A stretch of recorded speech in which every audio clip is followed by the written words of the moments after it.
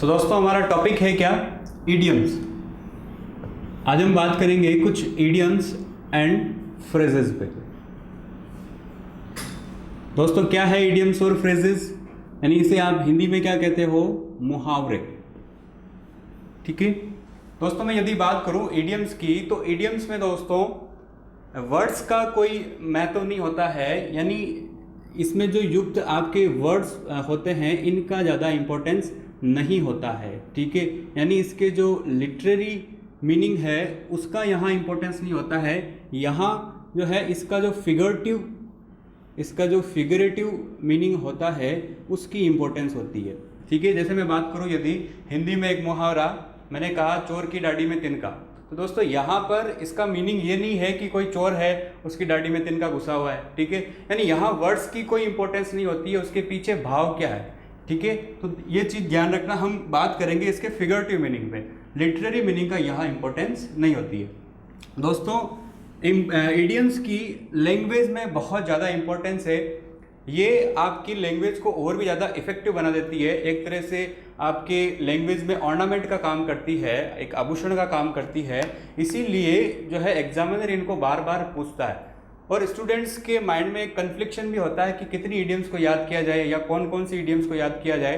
दोस्तों एग्जामिनर वही इडियम्स पूछता है जो बहुत ज़्यादा यूज में रहती है। ठीक है, यानी आपके न्यूज़पेपर में यूज की जाती है या ऑफिशियल लैंग्वेज में वो बहुत ज़्यादा यूज में होती है, उन इडियम्स को एग्जामिनर बहुत ज़्यादा पूछता है। तो दोस्तों हाँ, यहाँ इस सेशन में हम उन्हीं इडियम्स पे बात करेंगे जो एग्जाम्स में पूछी गई है या फिर जो पूछी जा सकती है। तो चलिए बात करते हैं आज की हमारी फर्स्ट इडियम पे। फर्स्ट इडियम है दोस्तों आपके सामने, ए मैन ऑफ स्ट्रो।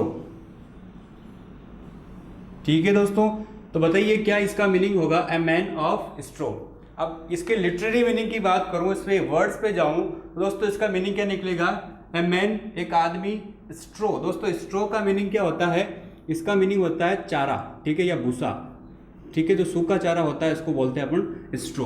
तो इसका लिटरेरी मीनिंग क्या हुआ कि एक भूसे का आदमी।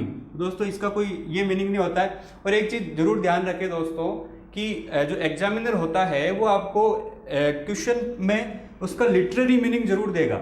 ठीक है, इसके जो शब्दों का मीनिंग निकलता है वो जरूर देगा, तो उससे आपको कंफ्यूज नहीं होना है। तो इसका फिगरेटिव मीनिंग निकलता है वही आपको इसमें टिक करके आना है। ठीक है, यहाँ इसका मीनिंग क्या होगा दोस्तों, इसका मीनिंग हो जाता है someone who has week character. ठीक है, यानी एक ऐसा आदमी जिसका वीक कैरेक्टर जो है वीक होना। ठीक है, यानी जिस पे आप विश्वास नहीं कर सकते हो, एक अविश्वासी व्यक्ति। ठीक है, एक अविश्वासी व्यक्ति को आप क्या कहते हो, ए मैन ऑफ स्ट्रो। इसको आप ऐसे याद रखिए कि जो एक पौधा होता है, गेहूं का पौधा, ठीक है, सूख जाने पर बिल्कुल कमजोर हो जाता है, वो किधर भी गिर सकता है। ठीक है, इधर भी गिर सकता है, इधर भी गिर सकता है, उस पर विश्वास नहीं किया जा सकता। मतलब एक तरह से आप हिंदी में कहते हो बिना पेंदे का लोटा। ठीक है, जो इधर भी जो है गिर सकता है, इधर भी गिर सकता है, तो इसको आप इस तरह से याद रख सकते हो। ठीक है, एक ऐसा व्यक्ति जिसका कैरेक्टर जो है वीक होता है, इस पर विश्वास नहीं किया जा सकता, उसे हम बोलते हैं मैन ऑफ स्ट्रो। ठीक है, चलिए नेक्स्ट इडियम पे बात करते हैं। नेक्स्ट इडियम आपकी throw in the towel. Next idiom क्या है आपकी, थ्रो इन द टॉवल। दोस्तों बहुत इंपॉर्टेंट इडियम है, बहुत बार एग्जाम्स में पूछी गई है। इसका क्या मीनिंग होगा दोस्तों, यहाँ इसका मीनिंग हो जाता है टू गिव अप। ठीक है, या to accept defeat, to accept defeat. ठीक है, सरेंडर करना, हार स्वीकार करना, इसका मीनिंग क्या हो जाता है, हार को स्वीकार कर लेना, हार मान लेना। ठीक है, तो इसको कैसे याद रखें, अगर मैं इस इडियम की बात करूं तो इसका ओरिजिन होता है दोस्तों, आपने बॉक्सिंग का गेम जरूर देखा होगा, उसके अंदर जो टीम का कोच होता है या जो टीममेट होता है, वो ये बताने के लिए कि उसका प्लेयर हार चुका है, वो टॉवल रिंग में फेंकता है। ठीक है, तो वो एक सिंबल होता है उसकी गिव अप करने का या उसकी हार स्वीकार करने का एक सिंबल होता है, वहां से इसका ओरिजिन होता है। ठीक है दोस्तों, तो थ्रो इन द टॉवेल का मीनिंग क्या हो जाता है, गिव अप कर देना, ठीक है, हार मान लेना, ठीक है। चलिए नेक्स्ट इडियम पे बात करते हैं। नेक्स्ट इडियम है आपकी feather in one's own nest, ठीक है। नेक्स्ट इडियम क्या है? Feather in one's own nest. इसका मीनिंग क्या हो जाता है दोस्तों? To make money in an improper way, ठीक है, यानी एक अनुचित ढंग से पैसे कमाना, ठीक है। इसका मीनिंग क्या हो गया? एक अनुचित ढंग से पैसे कमाना, पैसे कमाना, ठीक है। यानी इसको अब कैसे याद रखा जाए? यानी एक तरह से एक कोई पक्षी है जो अपने नेस्ट को बनाने के लिए, अपने घोंसले को बनाने के लिए दूसरे के फीदर को ला करके उसमें डालता है ताकि जो है उस घोंसले को गर्म रखा जा सके, ठीक है। यानी अपने घर को लग्जरियस बनाना, ठीक है, चाहे वो किसी को नुकसान देकर भी, ठीक है। तो इसका बेसिकली मीनिंग क्या हो जाता है कि अपनी रोटी सेकना, ठीक है, चाहे वो किसी का नुकसान हो रहा उससे कोई मतलब नहीं है, हमारा कैसे भला हो सके, ठीक है, यानी हमारा पैसा कैसे बन सके, चाहे वो वे कैसा भी हो, प्रॉपर या इम्प्रॉपर, ठीक है। तो इसका मीनिंग क्या हो गया? Feather in one's own nest, that means to make money in an improper way, ठीक है। नेक्स्ट इडियम है दोस्तों, इस फीदर से एक इडियम और है कि फीदर इन वंस कैप, ठीक है, फीदर इन वंस कैप। दोस्तों फीदर का बेसिकली मीनिंग क्या होता है? पंख, ठीक है। तो इसका, इस इडियम का यहां मीनिंग क्या होगा? एन अचीवमेंट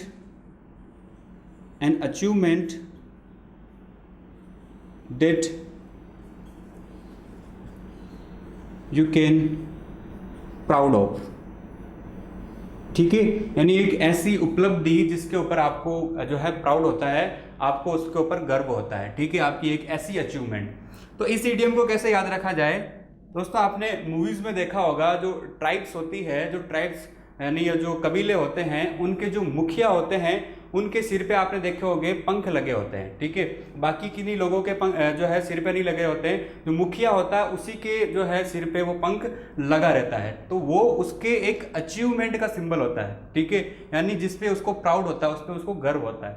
या फिर आप इसको ऐसे भी लिंक कर सकते हो कि जैसे किसी की भी जो कैप में जो बिल्ला लगा रहता है, वो उसकी अपनी अचीवमेंट की याद दिलाता है, ठीक है, उसको उस पर प्राउड होता है। इसको कैसे भी आप लर्न कर सकते हो, ठीक है।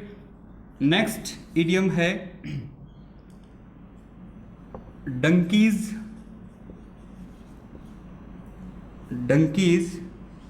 ईयर्स, ठीक है, इंपॉर्टेंट इडियम है, एसएससी सीजीएल 2016 में पूछी गई थी, डंकीज ईयर्स। इसका क्या मीनिंग होता है दोस्तों?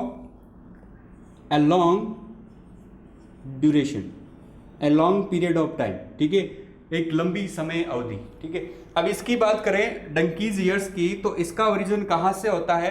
दोस्तों बेसिकली पहले ये इडियम यही थी, पहले ये इडियम क्या थी? डंकीज ईयर्स, ठीक है, यानी गधे के कान, ठीक है। आपने देखा होगा गधे के जो कान होते हैं वो लंबे लंबे होते हैं, ठीक है, तो वहीं से यानी इसको डंकीज ईयर्स बोलते बोलते इसको डंकीज ईयर्स बोलने लगे, ठीक है। और वहां से इसका मीनिंग क्या निकल के आ गया? ए लॉन्ग ड्यूरेशन, यानी एक लंबी समय अवधि, एक लंबी समय अवधि, ठीक है। तो इस प्रकार से इसको ऐसे याद रख सकते हो, ठीक है। जैसे मैं कह सकता हूं कि I have been teaching in this institute for donkey's years,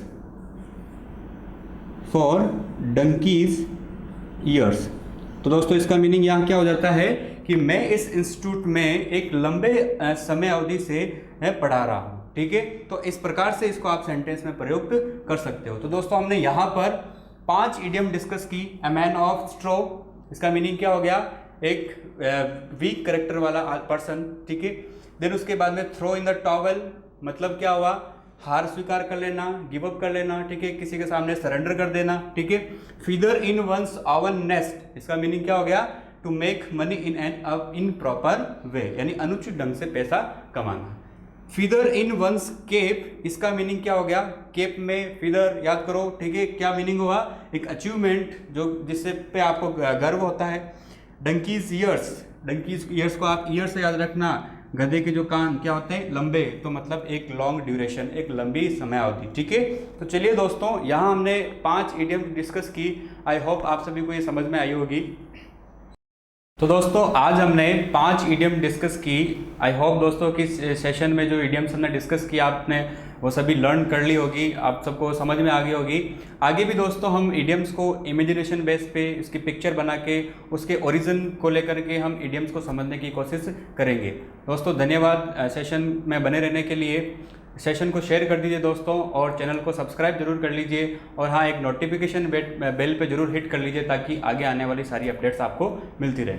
thank you.